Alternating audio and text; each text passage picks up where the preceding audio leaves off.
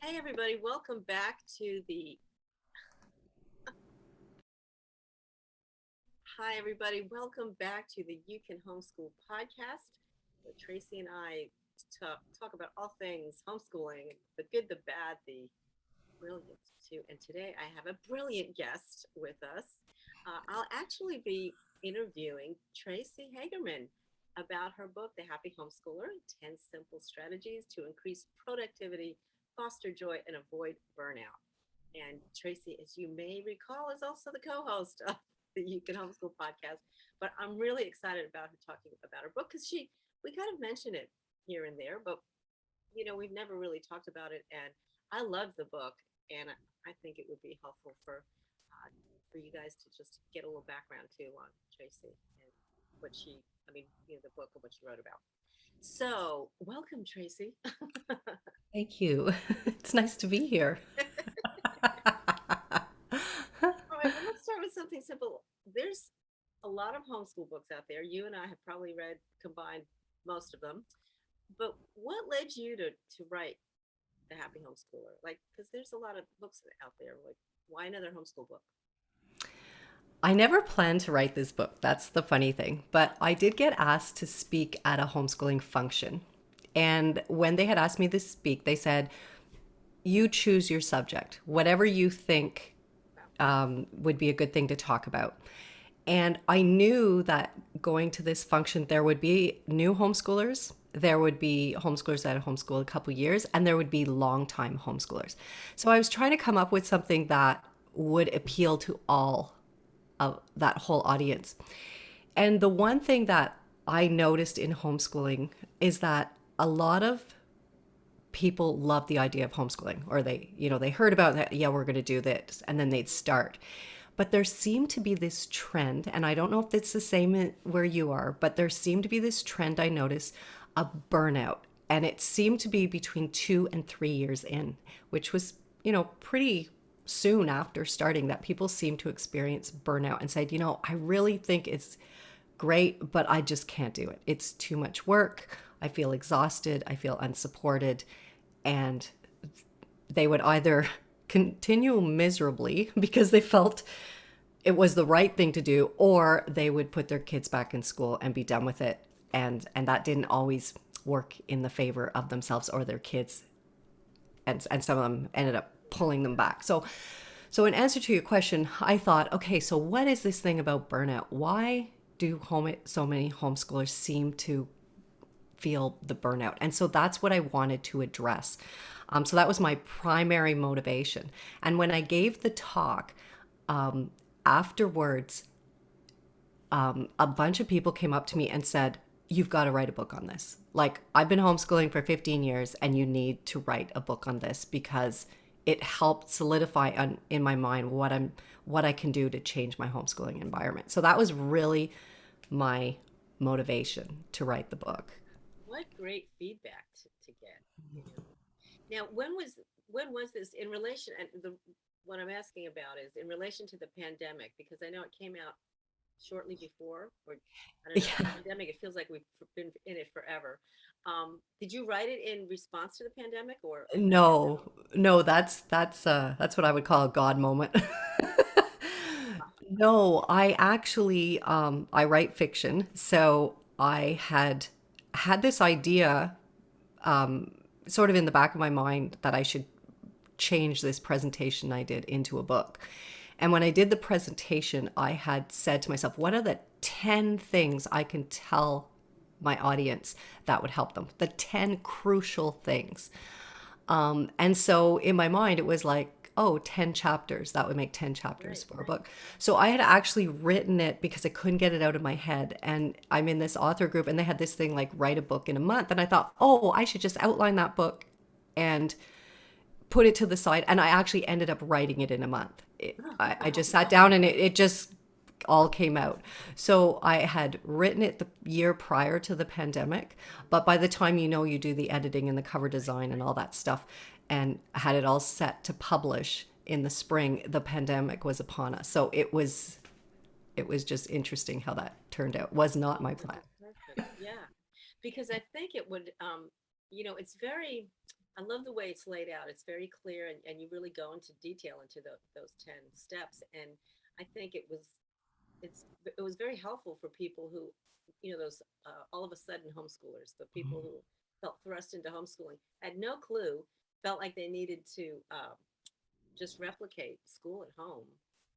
In your book, just really gives a lot of freedom, and I love that. You give a lot of practical examples from your own life, your own experiences, and that's really helpful.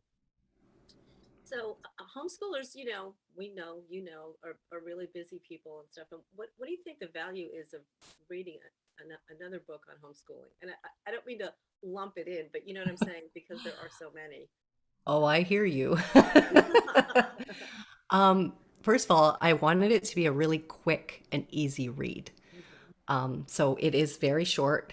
Um, and I tried to highlight just the key points, and then the key points I was making, I'm a storyteller, so I always back them up with stories and examples so there it makes it memorable.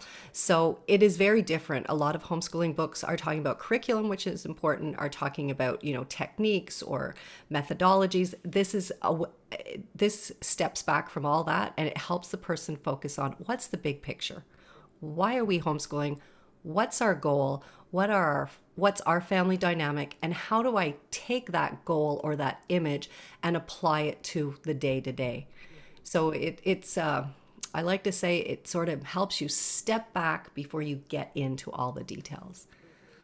What I really like about, I would almost put your book as a must read for homeschool mama self-care too, because it really does. It's, the way you've written it is very compassionate towards homeschool moms. A lot of times we get focused on curriculum, is always seems to be the thing. How do I teach math, or what do I use to teach science, or what's a good book for history, or and without really looking at the background, and the foundation. And that's almost like, building a house but not doing the form work below it, the foundation below it. And I think that's really important, to think about those questions. Why are we doing this? Even during the pandemic, to just say, well, it's because of the pandemic, we can't send our kids to school. There were always options, so why would we choose homeschooling? How does it fit into our family? And I think that takes a lot of the pressure off then of, Yes. struggling with curriculum and everything. Yes. Yeah. Your book really talks about, or kind of fleshes out what I call a lifestyle of learning, because you guys just incorporated every and learning into the whole day. You know, Mhm. Talk about real quick the four things that you had in your homeschool. Because Okay, I like to call it a homeschooling formula, and I don't, purport that everyone has to have the same formula, but I think it's important for each family to consider a formula. So we had a formula that I had come up with, and the reason I did this is because I found I could really get off balance and be spending too much time in the book work, and it helped me continually step back and balance our lifestyle. So the four things we did was a quarter of our time, or 25% of our time, was spent in the book work, the traditional book right. work.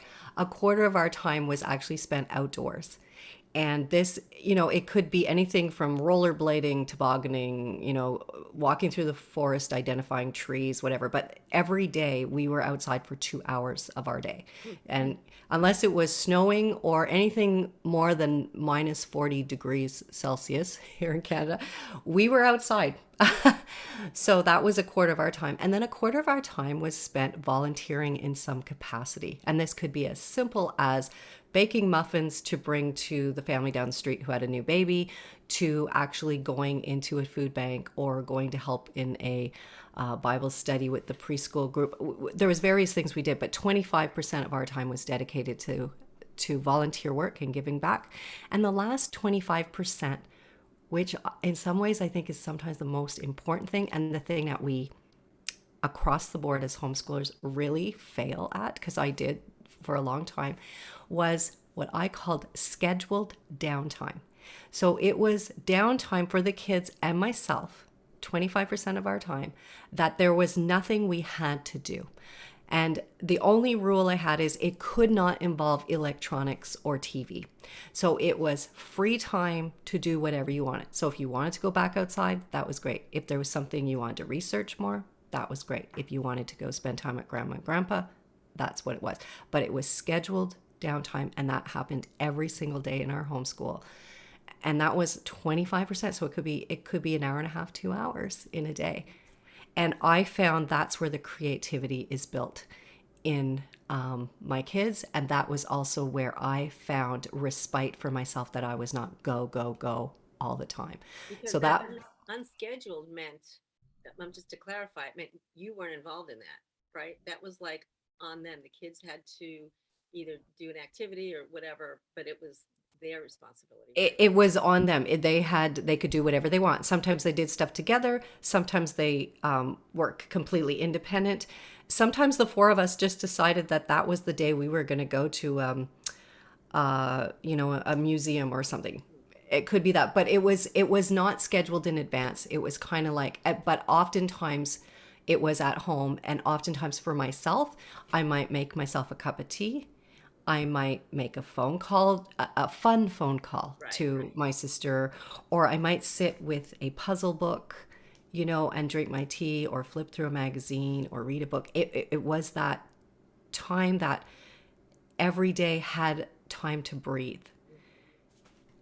Oh, that so speaks to me, especially now as we're recording this. We're kind of getting out of the pandemic around here in the States. I don't know.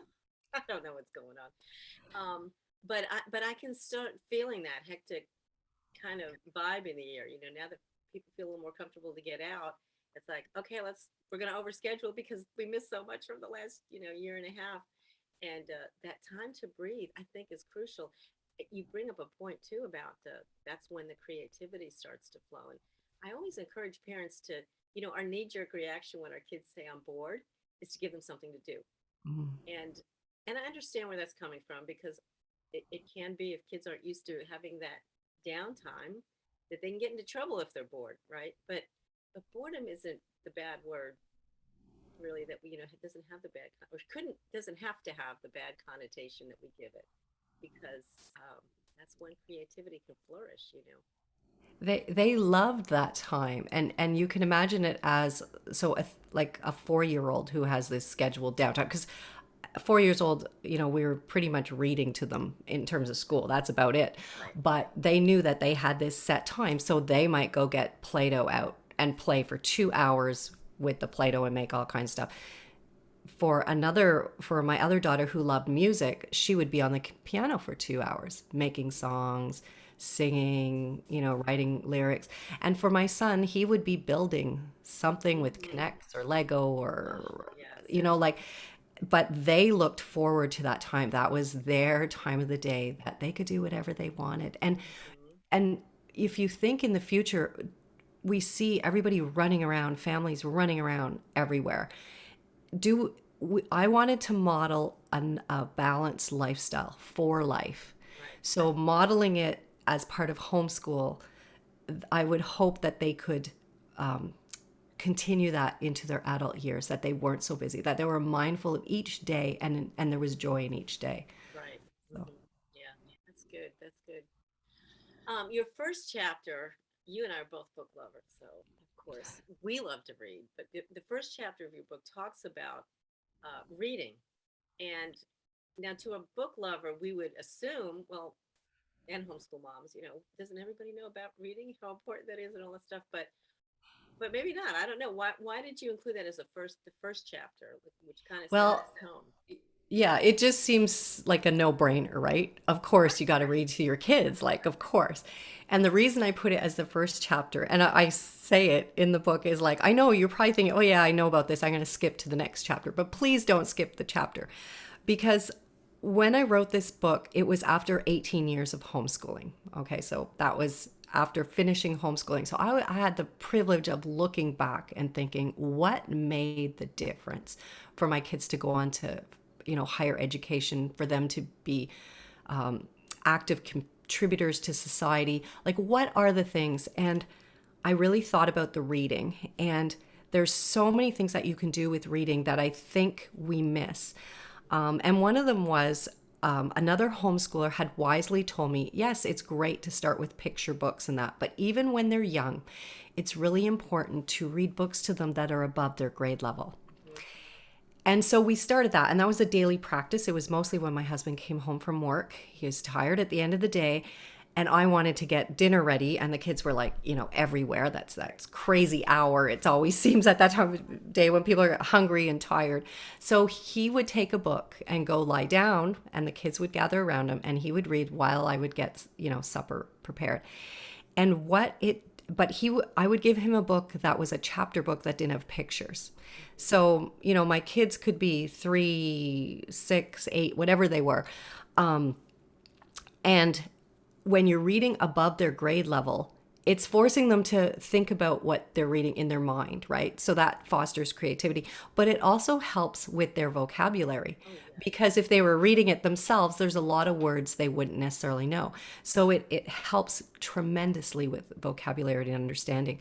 And the other thing that we tend to do is once a child learns to read, we think, okay, they know how to read now, so go read your book. Right. But I encourage parents to keep reading aloud to their kids above their grade level. And we did that even into the teen years.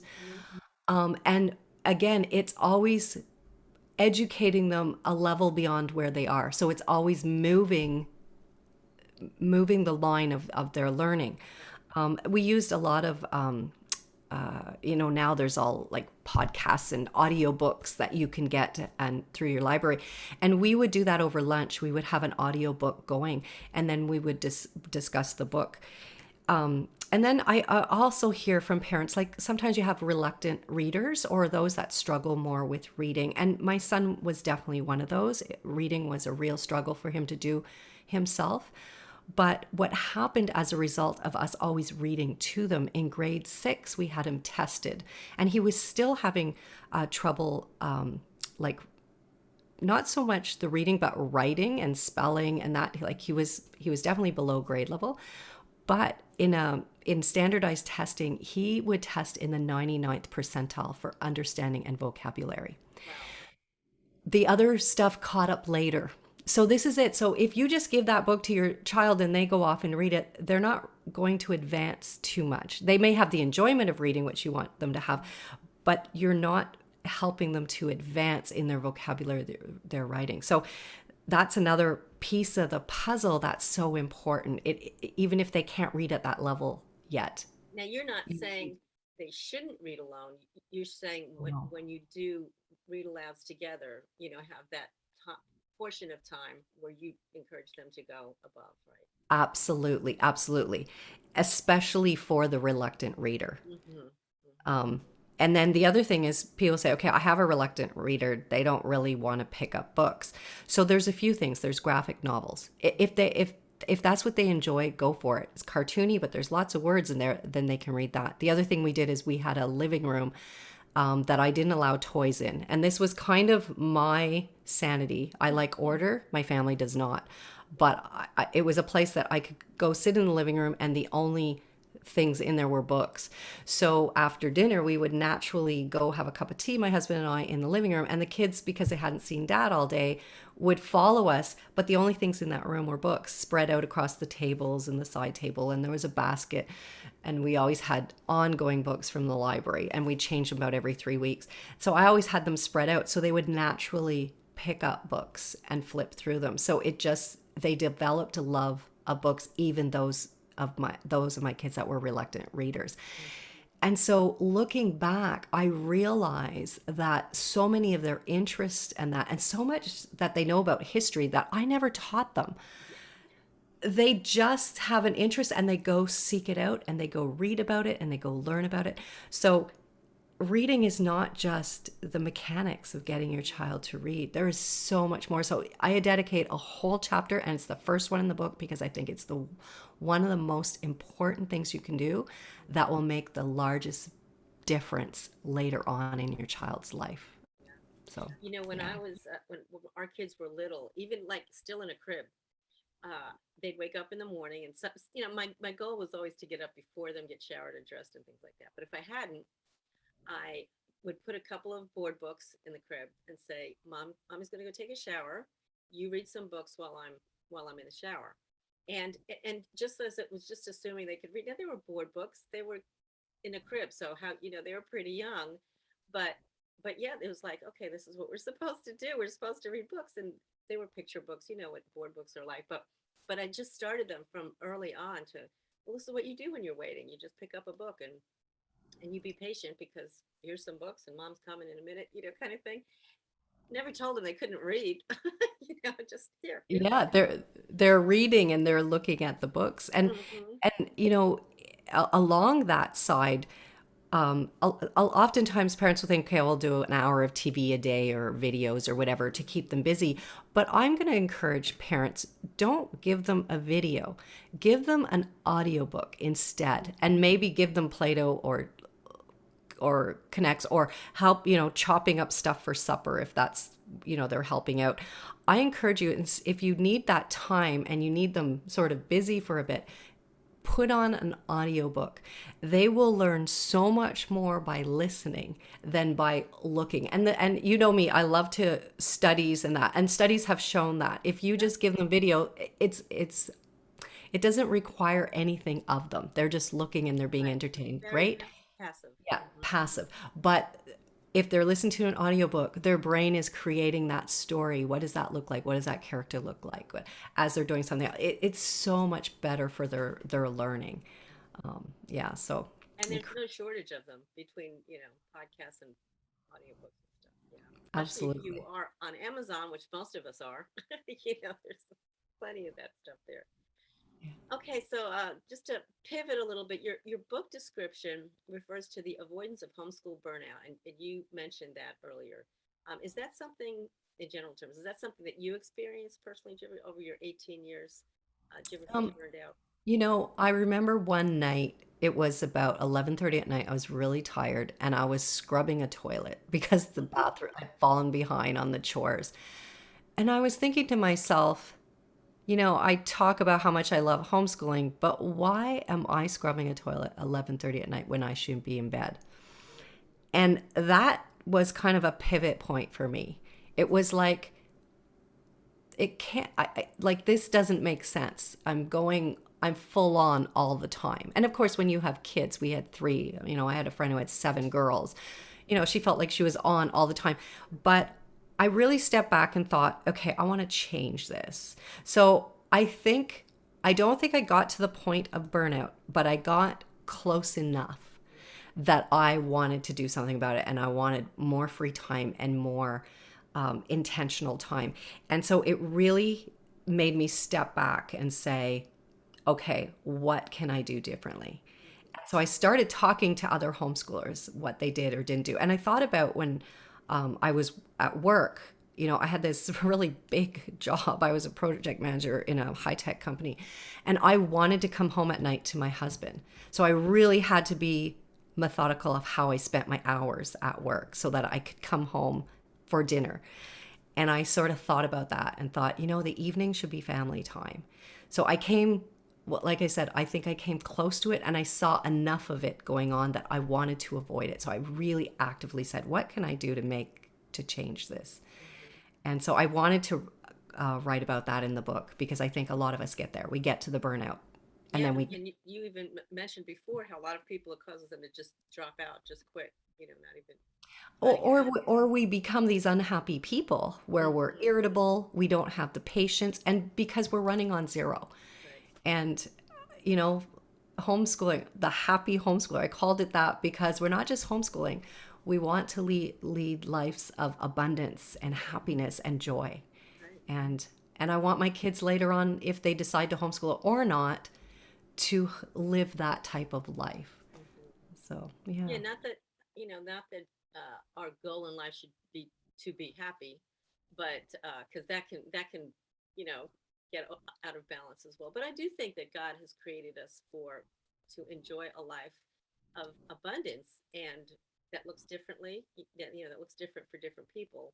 But He certainly doesn't intend for us to be, you know, grumpy Gerdas all the time. So Yes. yeah, Yeah. that's great. And we both know, Pat, if mom is grumpy, the whole house is grumpy. Somehow that happens. Friends. Well, that's interesting too, because you talk about strengthening your support system. How can a support system help with that?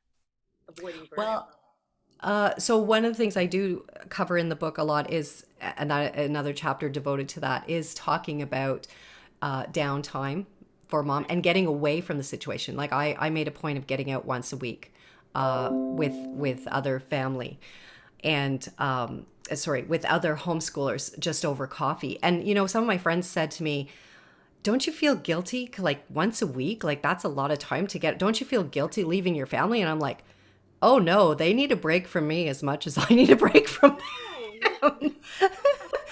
Because it was very difficult to switch from mom mode and teacher mode. And I remember my youngest saying to me one day, Mom, can you just not be a teacher right now? Because she had said something and her grammar was incorrect and I corrected her, right? And she said, can you just not be a teacher right now? And it's kind of recognizing that we do need a break from each other. So that's one way is, getting out once in a while.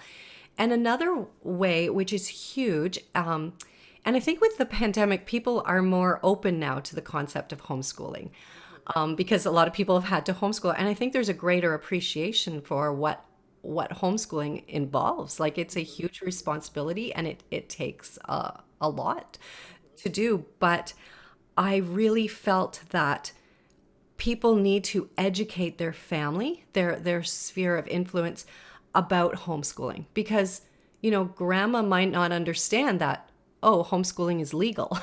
Like why are you hiding your kids from school, like so that was something else that I took on to actively educate my immediate family and some of my friends and extended family on why we homeschooled, what the laws were, what the benefits were. So I did that right up front because I wanted them to be positive. I didn't want them questioning me in front of my children or like, what are you doing? So I actively did that. And I talk about that in the book, how to do that actively but gently so that you're getting the support from your extended family. Yeah. That is a crucial point, family, and I would say that not everybody has that. I didn't. My Both my parents and my in-laws weren't actively against homeschooling, but they all valued education. My in-laws actually worked in the education field, and I found out many years later, like I don't know, I think we graduated at least two, maybe three of our kids. Uh, that for many years they still were kind of leery, let's see how this is going to work out. But over time, that they had watched how the kids were growing and thriving, and they came on board with it. So, you And might be. I think legitimately, like before I knew anything about homeschooling, I had a preconceived notion of what I thought it was. And I was way off base until I got in that community, did the research and that. So I just took that assumption that if I had that, then probably someone else did. So instead of them sort of figuring it out on the sidelines, why don't I just be direct and give them all the information I had and then they could ask questions? So that really worked in our favor because then it was like, oh, I didn't know that. Oh, I didn't know that. And so from the start, they were at least neutral, maybe not positive, but they weren't negative. They were like, oh, okay, you did your homework. This is legal. That there's data that says homeschool kids do well, they do okay in college and that kind of thing. So they had felt like, oh, okay. Yeah, Yeah. and definitely that's something. There is so much research. Actually, there's a homeschool organization that is going to be starting up doing some current research. They're doing some, you know, polls and things with homeschool parents. So there's about to be a whole new, uh, amount of that being presented in a year or so. But yeah, when we started though, when we started, there wasn't much homeschool research yet at the time. There Mhm. wasn't much to tell our parents. It was like, well, we really feel called to do this, and HSLDA did exist at the time, so they did have some. Uh, but it was considered a very, it's still it was considered a very uh, quirky kind of thing to do. But you just got to. It's your family. You got to do what you do. God's calling you to do. Well, I Um, remember going to a conference, the first conference I went to, and there were a lot of professionals that were considering homeschooling. And by this, some of them were teachers themselves. And then I remember meeting a lady who was an accountant. But what intrigued me is that the teachers Like they were grade school teachers, yet they were, and I was like, what? So I went to talk to them, like, why would this interest you? And they would say, well, now that I have my own kids and I've been in the school system, there's certain things I'm not happy with. So I want to check this out. So that really intrigued me because I was like, if they're looking into it, there's got to be something to this. I know, that's right. That's true. I got one last question that I'm really curious about. You mentioned earlier, and I knew this of you too, that you had been in project management for a larger company. And how do you, I don't know, how does that kind of fit into either your homeschooling or how you came up with your program or just how you handled it day to day? Well, when I wrote the book, and I said it helps you step back, I kind of approached homeschooling the same way as I would approach any project. So it has to do with what's the end goal? What's the big picture? Why are we doing this? What are the reasons? Where do we want to get to? And then you work backwards from there. You work on all the pieces. What do we need to do to get there? What are the people on our team? What are their skills? So then you look at your kids. What are their skills? Are they introverted? Are they extroverted? Are they good at with fine motor? So what are their skills and how is this going to fit in the picture? So I was very intentional because that's what worked well for me. I looked at homeschooling. I looked at home management as a project. And so my book talks about that so that you start with the big picture, you start with the end in mind, and then you work backwards from there. And then the other piece of that is whenever you're working towards a project, there's always issues and, conflict that comes up and communication issues. And so you're continually tweaking things to make them better and better. Because as a project manager, my job was to make sure that my team was working well. They were happy, they were on task, they were moving forward. And in homeschooling, as the mom, my job is the same thing, is because we're trying to get them to self-learning abilities. And so you need to tweak and you need to continually improve things along the way. So I have another chapter that talks about how to do that. It's not like you just set it up for the year Right. and you go. There are checkpoints and you want your kids involved and why you do that and how you do that. I felt that was really important. And then you're all heading towards the same goal, but you're all doing it as a unit, not with mom in charge, but with everyone's participation and fitting in that suits their personality and their learning style. Right. And considering what other options, I think that fits in beautifully with outsourcing. Part of Yeah. that, part of the whatever subjects or topics that you don't feel quite equipped to handle. Well, you check into your community. What else I like about that is we started this talking about how some homeschoolers, you notice, like in 2 or 3 years, were feeling burned out and would quit. Taking or looking at homeschooling with that framework as a project that you have to manage really kind of removes that because when you, for example, if you were at work and you had a conflict or something wasn't working, you wouldn't just say, oh, well, let's just bag this isn't going to work, and just quit. You're like, no, this is an issue, but we have to figure it out. We can look at our homeschool issues because they come up, problems and challenges come up, things don't work, whatever. How are we going to make it work? How are we going to tweak it or pivot or try something different? Absolutely. Absolutely, Pat. And it comes down to with my team at work, I had this rule what was if something's not working, like definitely come and tell me, but don't just come to complain. Come, let's discuss it. Come up with some viable solutions that you think might work and we'll start there. Mm-hmm. And the same with my kids. I'm like, okay, you have this complaint, come with a suggestion, and then we'll try it. So it's giving them ownership. And the more you give your kids ownership, the more they own their learning and the strategies. And then, maybe that thing will work, maybe it won't, but at least they had a say and they're more apt to try and get it to Yeah. work. Or So, you learn from failure just as much as you learn from from something succeeding. So yeah, always opportunities for absolutely. learning. Well, Yeah. unbelievably, we are out of time. Tracy, I just could talk to you about your book and just homeschooling all the time, as we both know that. What I love about Tracy's book is just how all these 10 strategies really dovetail with each other. Homeschooling is not a it's not something you can segment. It really should become something that's part of your life. And Tracy's book just shows that so beautifully in both in suggestion and in story. So I'll give link for you to check that out. It's definitely worth looking into, whether you're homeschooling 15 years or just starting due to the pandemic. I encourage you to give it a shot. So thanks for your time and thanks for sharing a little bit of the background and stuff and letting me pick your brain today. And thanks for interviewing me about that because I truly want families to enjoy the experience because it is an adventure. Homeschooling is an adventure, and you spend that much time with your kids. You want it to be fruitful and joyful. And it's not always like that, but for the most part, if you're working towards that, and that's where my heart is with homeschool. I just want other parents and families to experience the joy of homeschooling because you can homeschool and can be awesome. And we're going to leave it on that note because that's what Tracy tells us every week. So y'all have a great week. Thanks for listening, and we will see you next time.